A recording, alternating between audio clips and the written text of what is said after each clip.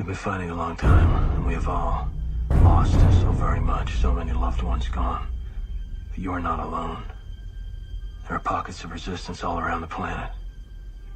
We are at the brink. You have no idea how important you are. If you're listening to this, you are the resistance.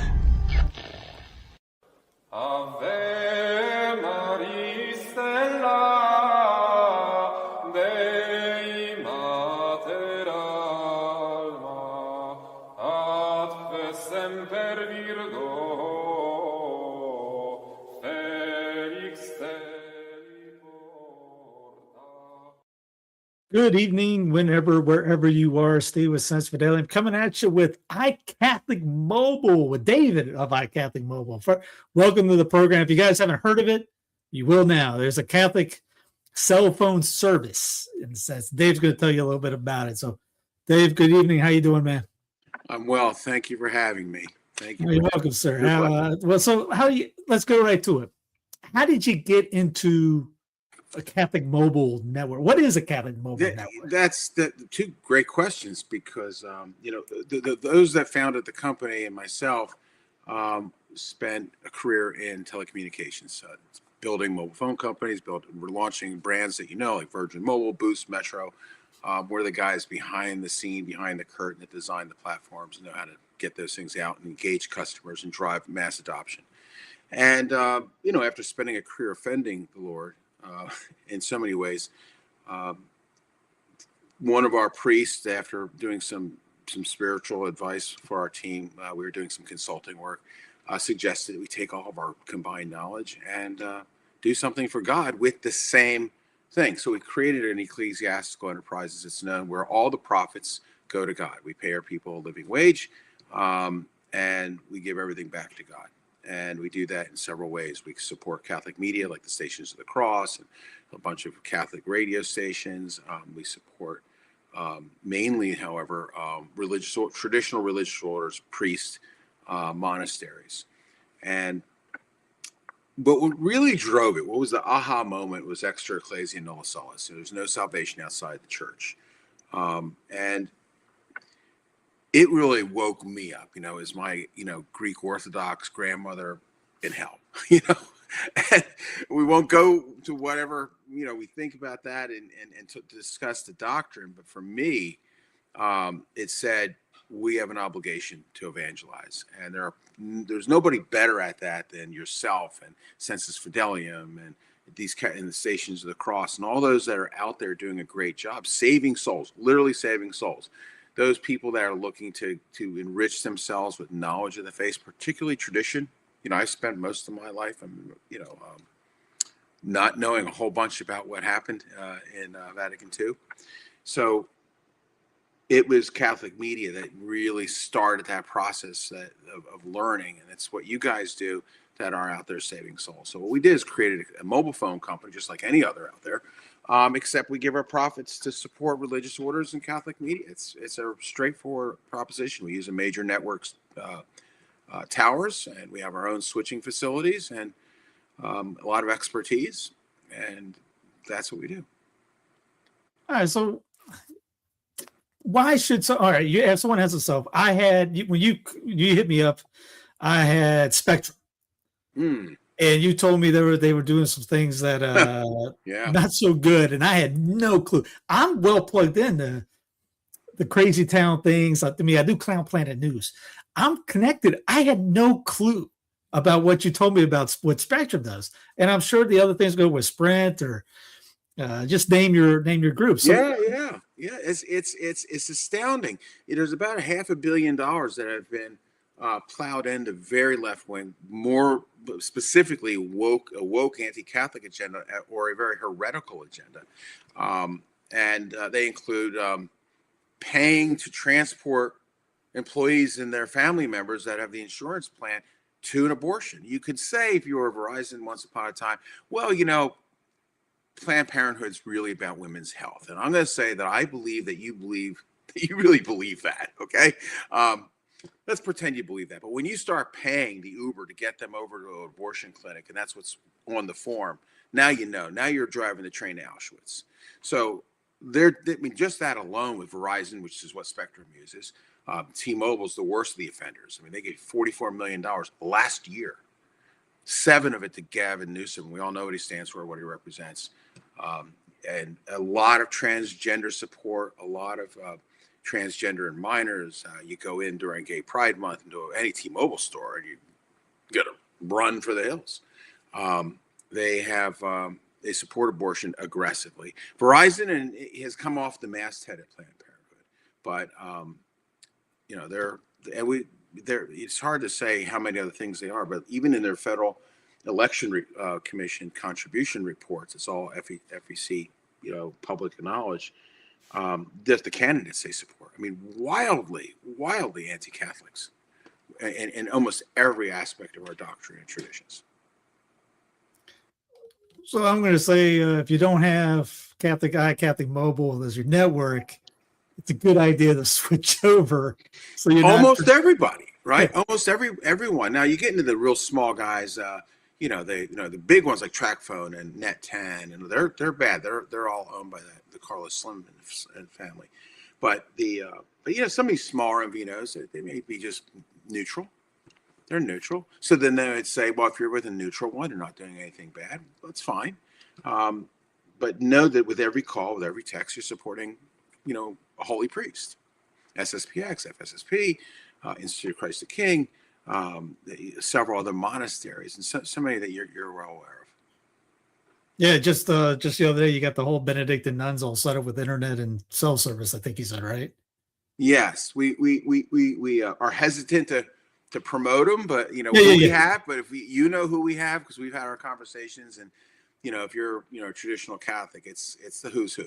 Yeah, just let people know he's not blowing smoke. He's actually got guys hooked up. And again, if you're paying Verizon, you're paying for Spectrum, you're going X. And if you're paying for the service to get the same service or better service, you're not paying. The money's not going to bad guys. It's going to help.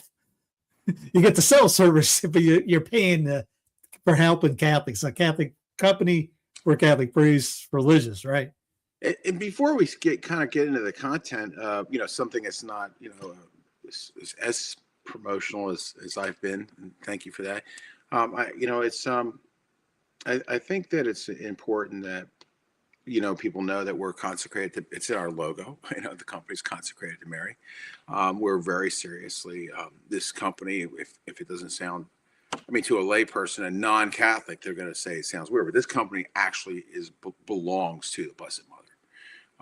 This company is given to the Blessed Mother. It's not for sale to any other carriers. We're completely and utterly serious about everything we do. And it's a real blessing for us because we have all these priests praying for the intentions of our customers. So we're getting the better end of the deal, honestly. And, it's a joy when you're signing a customer up, like when you call your electric company or your phone company, who can talk about, call your phone company and have a conversation about Christ or a doctrine or the Blessed Mother. It's a real joy working with our customers and engaging and meeting so many wonderful Catholic families that, are just looking for something that works with their family. Yeah, I've already had people asking us how's the prices. And again, if you just go to iCatholicMobile.com, you can go through all the phones, plans, all that stuff that you need, all the questions there. And trust me, when customer service, if you call them up, they were fantastic with me because I'm a tech idiot, and the switch over was XYZ, and I don't know what to do. I'm like ready to throw the phone across the room. It was an easy switch. Well, one thing about that pricing, I can just say for everybody, we're not more than any of the other carriers. We're most of the time less, but not always. Sometimes the carriers will, T-Mobile or whatever, they'll have legacy deals you signed 5 years ago or 10 years ago, but we're always the same or less, except we're doing what we do. We can't go race to the bottom with the lowest pricing because then we couldn't do what we do.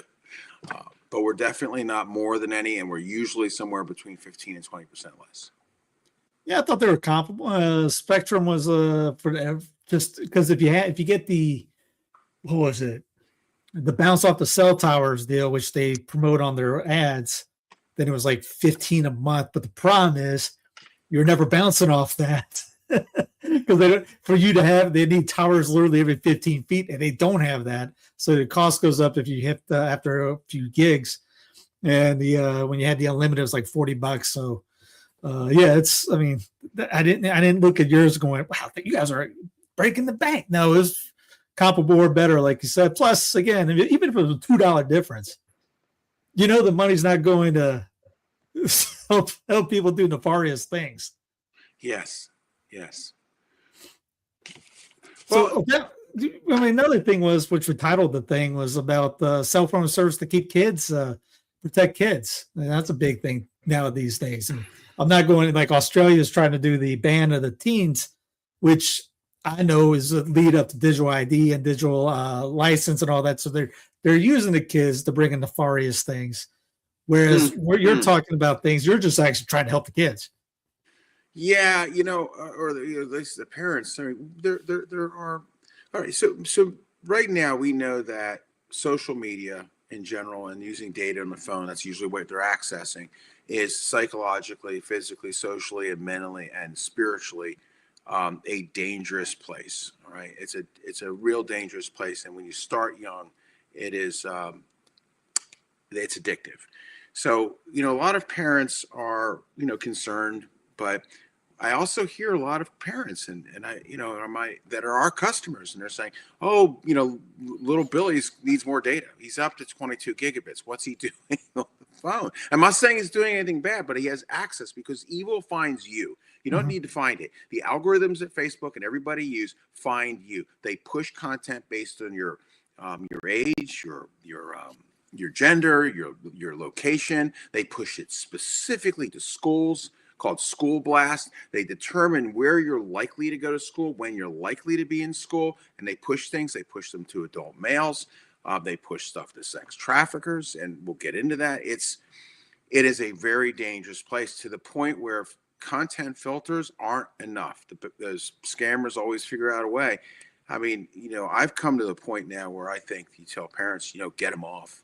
If you get them off, deal with what you got to deal with in the house. They should not be using a lot of data. So the parents that are, calling us up and say, we need more data. We need more data. It's always for the kids, usually for the male kid, but not always. And it's just an open cesspool. And I'll get into some statistics of what's happening out there with child trafficking and everything else, and adult trafficking and prostitution on Facebook and Instagram. The numbers, the penetration is astounding. 13% of teenage girls get an unwanted direct message every day. There is only so much as a father or a mother or as a parent you can do. It's get them off, keep them off, give it to them later in life. But on the other hand, there's some really wonderful things. Father McTagg talks about this, and a lot of good Catholic psychologists.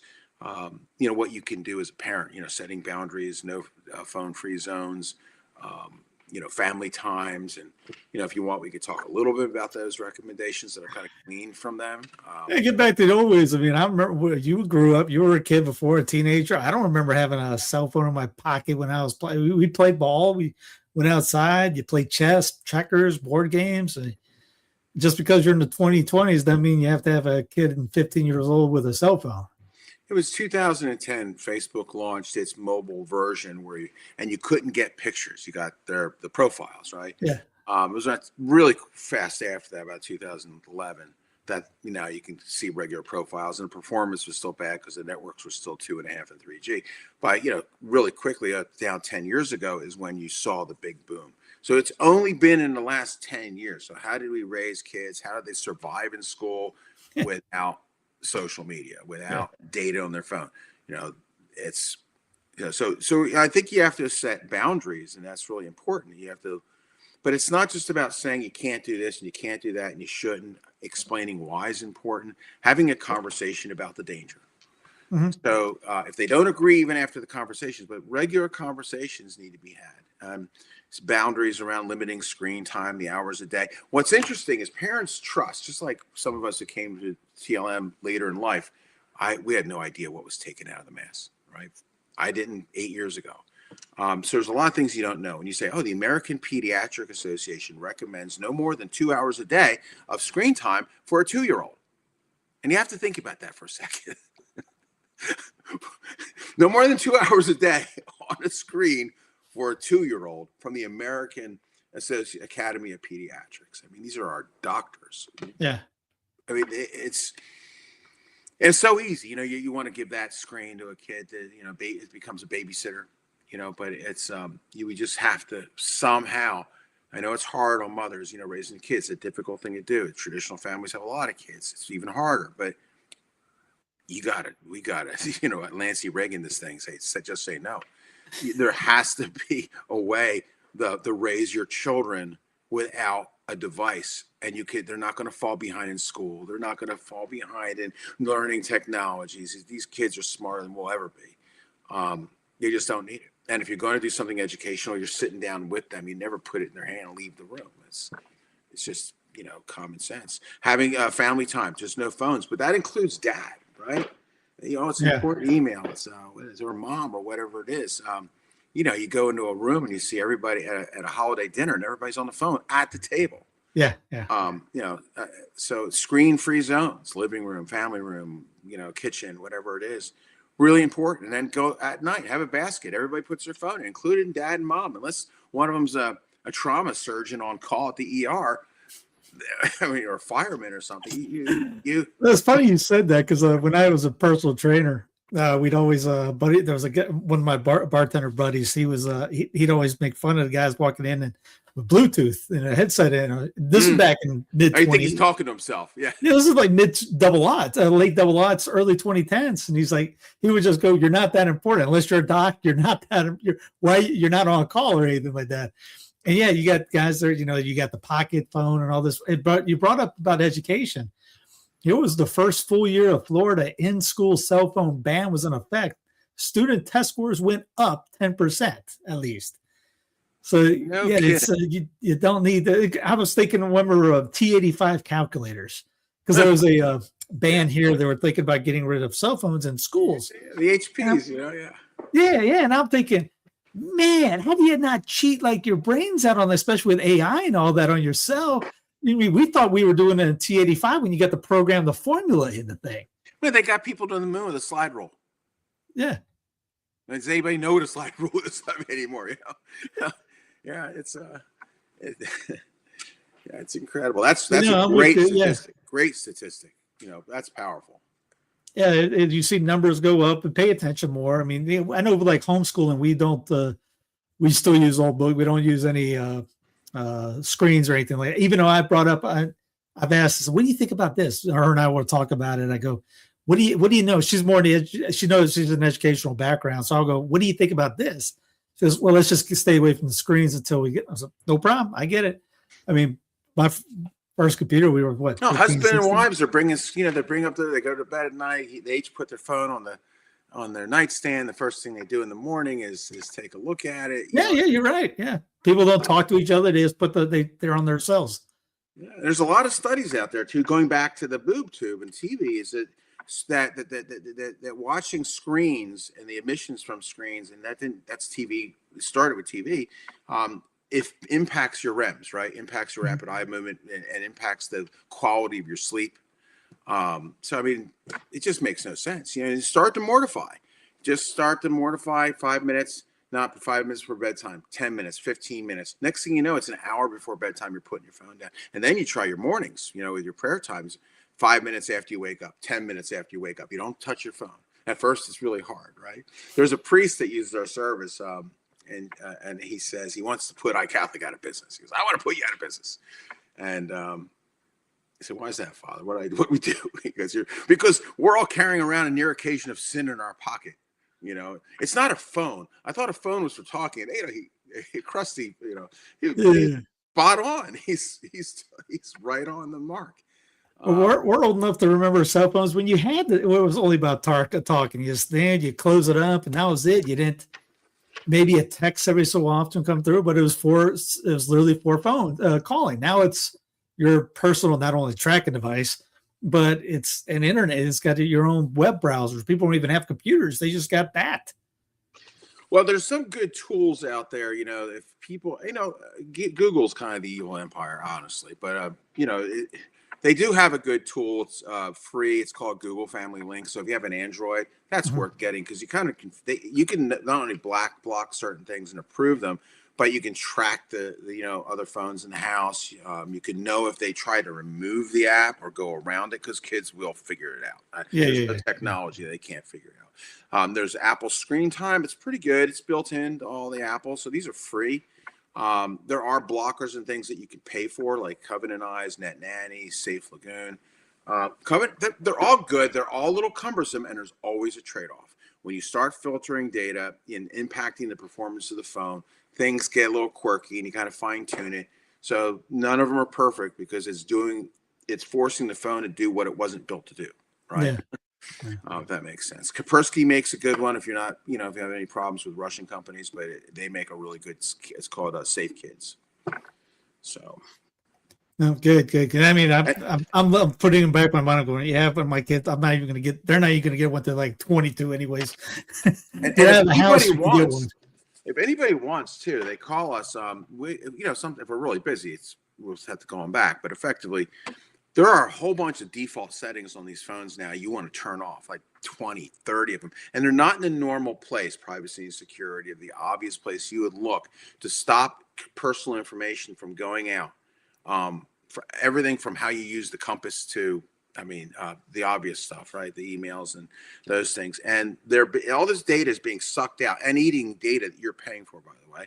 And it's then sold out to Facebook and everybody else. They gather all this stuff, and the self-learning algorithms, now called AI, can really try to push things down on your social media, on your web. So you're not on social media, but you're getting stuff on social media. You're not on the web, but you're getting stuff in your email. So that's how it's coming off. And there's a whole bunch of things you can do to cut your data costs and extend your battery life, that protect your privacy just a little bit more than doing nothing. That on every your phone's website? Coming. If anybody's asking, do you have that on your website, or is that something that you have to find? We have to write that up, but you can go, for instance, on Apple's, you kind of go to privacy, security, location services, scroll all the way to the bottom, and it'll say system preferences, and everything there's like 30, 50 things can be turned off. And it's scary. It says emergency services, E911. Well, I can't turn that off. It's all bogus. It's all purely for marketing, advertising. They call it product improvement. You turn off E911 emergency services by law. Every phone, even without a SIM card, can triangulate now where you are. And SOS services by law must be turned on. So it's all just a game. They title it things that makes you think, oh, I need that. Oh, I need this. But it's weather. I need the weather.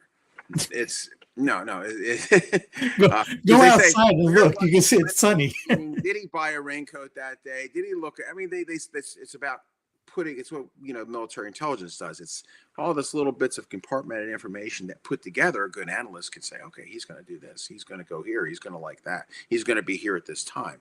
So you just turn all those things off as a great start. You save a lot of battery, and it helps reduce the advertising you get. Tell everybody your background in this field. Just was in the military for a long time, and was in military intelligence in a unit where our logo was "In God We Trust, All Others We Monitor," and that's a true story. And that's in the early '80s, like way before cell phones and data. And we were ahead of the game. Yeah, Skynet in the early days. No, there was no doubt. In God We Trust, All Others We Monitor. And so I spent a long time in there, a lot of that kind of work, and then taking it out to the field. Listen, governments do nefarious things. I said, well, how can we use a music app to put for a customer to download something on their own volition that turns on the phone and the mic? And why is that? Because at the time when Apple was really sturdy, you could not get Apple to do that and give you the keys for you to go in and turn it on. So it had to be user initiated to be legal. So they would just put it into a music app. I mean, those kinds of things. It gets crazy what's out there, who's trying to hear you and listen to you for whatever purposes. But I spent a long time there. And then in the 90s, I created a company called Communications for America. And it was like a MVNO, what we do here at iCatholic, except it was for conservative political causes. And it was your fixed lines. because mobile was just coming out. So been doing it a long time. Work for AT&T, work for some of the big guys, a lot of the overseas carriers I work with, in and out of the military as a consultant as well. So Yeah, I wanted just to say that just in case everyone goes, man, was he at the conspiracytheory.com or something like that? No, he has a background at that, and plus that site doesn't exist. No, we worked for NSA. We were INSCOM, Intelligence Security Command. I think it's called Army Security Agency now or something different. But that we had 7 GS-13s from NSA sitting across the reaching distance. So that's and we all know what they do. There's no need to elaborate. Everybody knows the Patriot Act and all this other stuff that's out there. So everyone knows the joke when you say something around your cell, like I'm gonna do a kale salad or something. All of a sudden, your emails are bombarded with kale. And how does Siri work? How does it know you said Siri if it's not on all the time? Right. Exactly. Yes. And Alexa, there's these dark websites you can go to and actually see conversations in your house if you have Alexa. I don't know what they are anymore, and I wouldn't put them out there because there's viruses and it's not the best place to be. But you'd be surprised what you heard. You arguing with Aunt Jenny, or talking to your buddy, that kale salad she made was terrible. Unfortunately, I wouldn't be surprised. I've heard too many stories about Alexa and Siri and all that. Yeah. Yes, I know I have a tracking device right next to me and all that. I get it. So I'm kind of a hypocrite on saying stuff like that, but you'd have to put a gun in my head and I still ain't letting an Alexa in my house. You can't.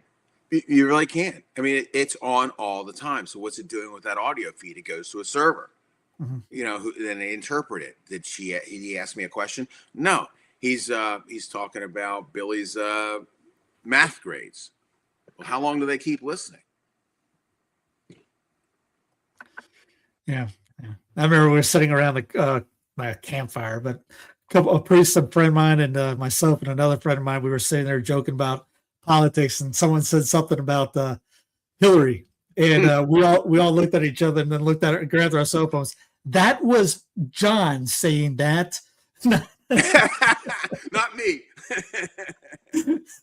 telling our NSA listener, hey, that wasn't us. It was that voice printing. Yes. Oh boy. And oh boy, that's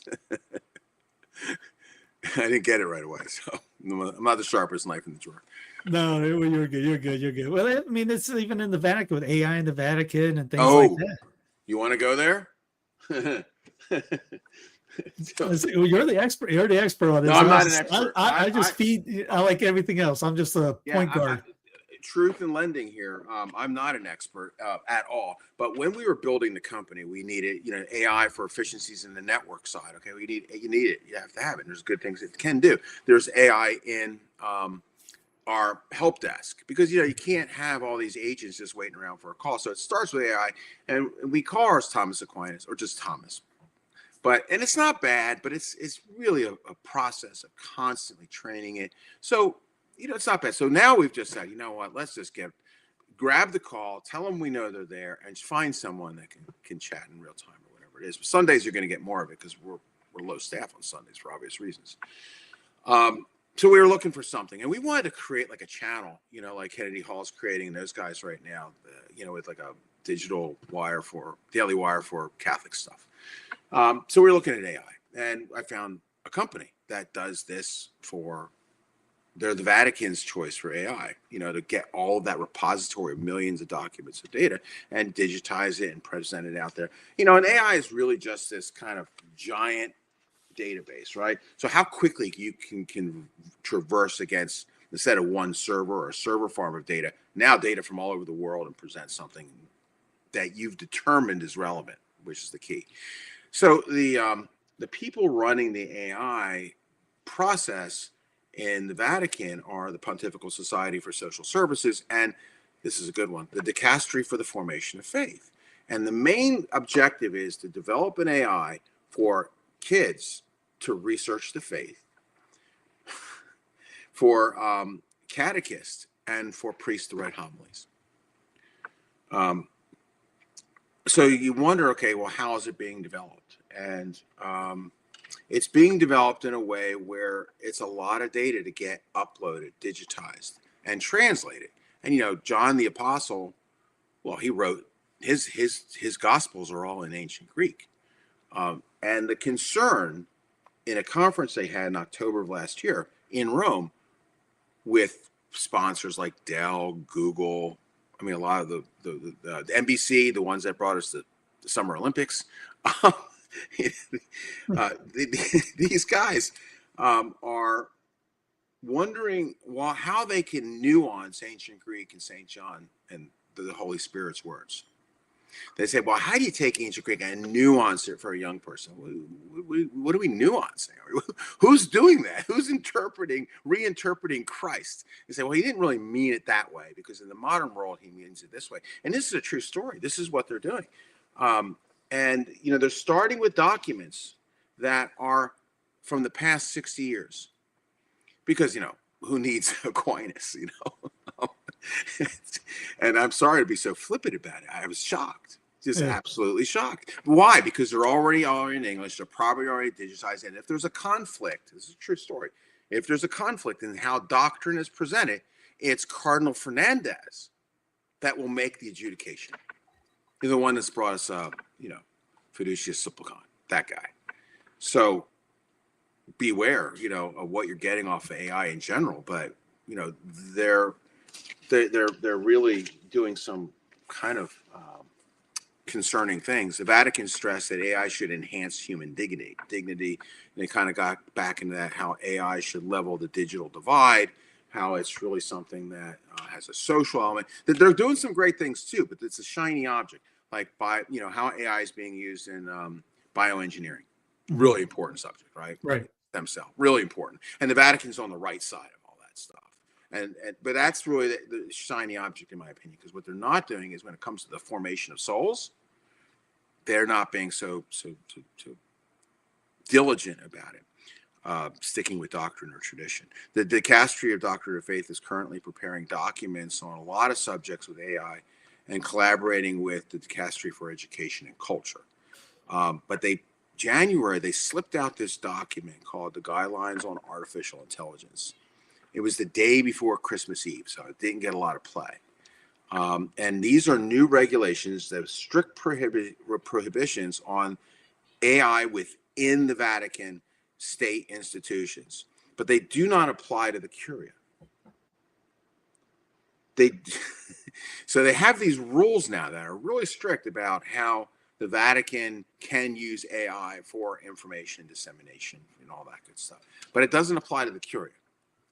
So there's so the Curia can say anything they want, and it also forbids AI to create social inequalities, that violates human dignity, or use of subliminal manipulation techniques that cause physical or psychological harm, without really defining that, because it's only a 13-page decree. So again, getting into their social engineering, a la Pope Francis. But what's really interesting is this was written when he was Pope. Furthermore, any use of AI that conflicts with the mission of the Pope, the integrity of the Catholic Church and the Vatican, is prohibited. So where they're going with how they're going to use AI themselves. And what's really interesting is you start looking at AI, and how about Protestant AI? Do you have homosexual tendencies? Do you wonder if you're a furry? Are you transgender? There's a couple of them. There's one company called Glow, Gloo, that allows you to kind of personalize your own doctrine. This doesn't get any better, man. I mean, so if an individual can get answers reflecting what they already believe, I just found it. I saw that. I'm like, what? Yeah, and then the Pope's, the papal one it's led by the Legionaries of Christ. Is the most of the priests that are involved with the papal processes. With Magisterium AI, but it's led, it's kind of funded by an organization called Humanity 2.0. You can just go look at their board, look at the people there. read their bios and just know these are the people that are designing the AI that our children, our catechists, our future catechists. So right now we're all talking about this, and your audience, we're all in this. We're already switched on to this kind of behavior. But what about 20 years from now? Because that's really when this is going to take hold. 10 years from now, and some family, a good family, is just looking something up online. They don't know all of this happened, so they think that whatever they're seeing is doctrine, and it's not. In many cases, the Humanity 2.0 is one of these organizations that embraced Harvard University's psycho silliness, which is what I call the psycho silliness, called global human flourishing. So when you go to their homepage, count the time that they're talking about flourishing. That we're a flourishing accelerator designed to embrace the flourishing of the natural human being as he flourishes through life and flutters like a butterfly. I don't know what they're read the first. It makes no sense. These are supposed to be the really smart people in the room. There's a reason you use all that weird language, because your average guy, me, we're gonna look at that. We're gonna move on. We're not gonna think too much about it, and that's what they want to do. Don't look too closely, and there's no data there. There's no information, but it's a great website. It's colorful, and they use nice art, and they have a Thomas Aquinas quote on the first page. So, they got to be credible. But these are the guys driving. So it's not that means that they're all bad, but they're definitely not focused on getting things out that are proven doctrinally correct tradition. Let's start with Augustine and the apostles and the gospels, and as they were written. Doesn't have to be Dewey Rames, but we got to getting it from all sides. Yeah. Well, so anyway, Catholic AI had that AI priest. Yes. And he was giving theologically really inaccurate, in fact, heretical, guidance. It's this cartoon character, right? But so they had to pull. It was a real big. I don't have the exact thing that brought him down, but then somebody said, "Yeah, I heard they had to take him down. He's gone now." He says, "No, he's not. Now he's a layman." So it's the same character, same face. Now he's just not wearing a collar, so he's been defrocked. Yeah, and he's still giving theological advice online. There's the Catholic Answers priest thing. Yeah, I remember. Yeah, but he's still there. He's just not a priest anymore. Right. Yeah, like you say, you got the frock. Yeah, he's got the layman, lay staff. Yeah, they were harder on him than Father Martin. So yeah. Again, this Catholic iCatholicmobile.com. You even have phones you can buy on here too. We do. We don't have a markup on them. We do it as a convenience, and there's a couple things that we're offering too. We offer a month free protection for the phones, and we're also offering the Sensus Fidelium application, which is awesome on the phone. I mean, it's just a great way to get that stuff that you can't see on YouTube, and you can personalize it, I think, better than YouTube more easily, and it's richer. It's much richer experience. And we're giving, we're working with you to get 3 months free on that. And it's with every plan. It's as much Catholic content as we could put on these devices, the better. And there's so much great Catholic content. There's fold machine applications, and there's, what you have. There's a lot of good traditional Catholic content. There's no shortage of things that can crowd out the devil from that screen, where that's all you have. Throw away Netflix, throw away those guys. There's plenty of content out there. Mortify yourself. Get off the device unless you need to be. We love selling data, but we would like to really make sure that it's being used for, because it comes after you. We all think we're doing the right thing. We don't realize how we're being sucked in slowly to either screen time, what we watch, what we see, what they're pushing to us. They're pushing near occasions of sin to you every time you turn on a social media, go to the websites. I mean, it's just like TV, just like billboards when you drive down the street, you want to cover the kids' eyes up. It's on the phone times 100. Right. Because no one can see what you're looking at. No one can see, what's being pushed to you. And no one can, you think you're the only one that's horrible. Block that or get rid of that. No, it's not like TV where it's like, it's in your face, right? Mm-hmm. So now it's more subtle. It's a lot more subtle. And these algorithms, we called them self-learning algorithms when I was starting, that we used to buy these self-learning algorithms from Facebook. for $10,000 a month to put in the apps we were doing, 10, 15 years ago for Sprint and for some of the carriers, Sprint, Metro, Boost. We did, my colleagues and I did all of their apps. And we have to license these algorithms from these guys, these APIs, and to kind of piece together what you may be thinking. It's evolved 1,000% in the last 10 years.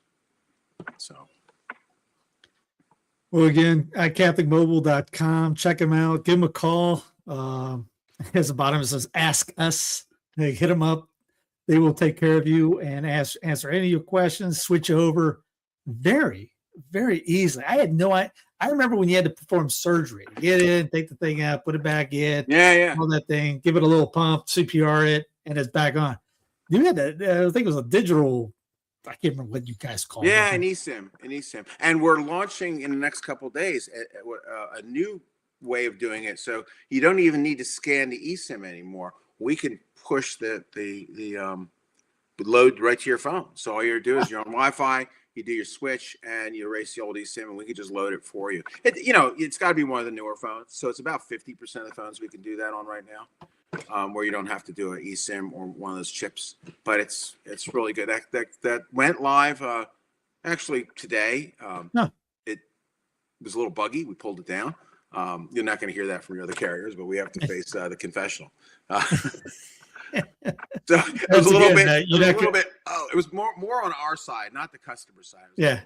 So. And that's another thing. You're not going to hear Verizon or T-Mobile saying that, hey, we just gave a cell phone service to a monk or a priest or an internet service to a monastery, anything like that, which, again, you guys have and do. So, yeah, support these guys to get away from the big dogs that have nefarious backgrounds and intentions. Pretty easy. You help a Catholic group out. There's Catholic groups all over the place. You got Catholic Zoom, alternative Zoom. We used to have a YouTube channel, that different format. There's the email, Fidei email. That's great company. Yeah. Great company. Great. We try to have an ecosystem of Catholic companies, to create our Karitsu or whatever you want to call it, of Catholic, who are printing design guys, the email. That's a great company. Really smart. Those are really smart guys down there at Fidei.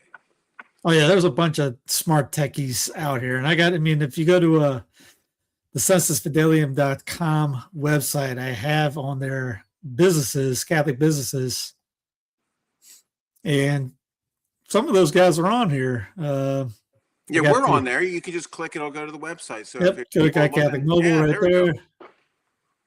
And I know I have it's somewhere in here. I got to tell you a little bit, but there's video design, website design, marketing. These guys are here. There's Core 1312. That's the Catholic Zoom alternative. Mm-hmm. There's Fidei email. There's Catholic design apps. And these website designers, things like that. So yeah, there's plenty of guys. Just you don't have to use the secular guys for it. Mm-hmm. Yeah, well, even within our company, we try to do that. We try to do business, wherever possible, with Catholic companies, and so it's really very good. Really well, Dave, I appreciate your time, man, and thank you again for reaching out to me. I didn't even know you guys existed until you called me up and hit me up about it. So. Thank you, sir, for all that. And thank you. Are you kidding me? Listen, Christendom can return. If we can go get back to Christendom, right? The church is in the center of the town, and everybody has to be somehow involved, right? You can't, rip off the neighbor because you're going to see him at mass the next day. Yeah, exactly. Yeah, there you go. Everybody, check out the website. Again, customer service is fantastic. So if you have any questions, set them up. And again, thanks a lot for coming on, and we'll talk again next time. God bless you.